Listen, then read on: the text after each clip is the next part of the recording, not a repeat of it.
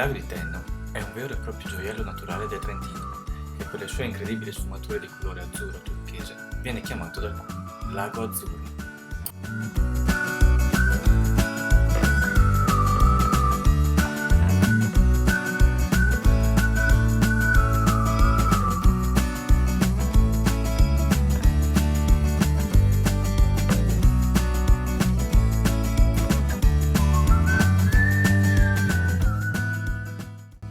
Incastonato in un paesaggio alpino intatto, il lago è situato a 570 metri di altezza sul livello del mare, alle pendici del monte Misone.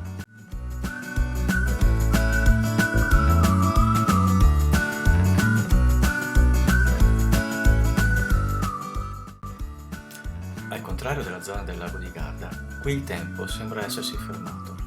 Attorno al lago non vi sono costruzioni, il paesaggio è caratterizzato da un fitto bosco.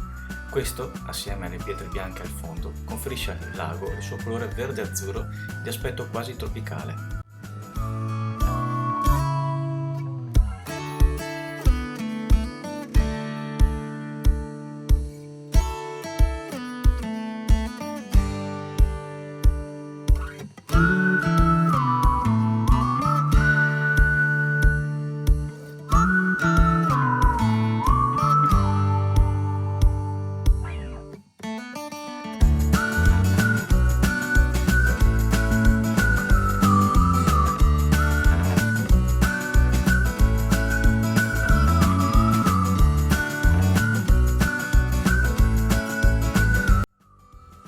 Questo lago è una vera e propria oasi di quiete e grazie alle acque limpidissime e a temperature estremamente gradevoli è anche ideale per la balneazione.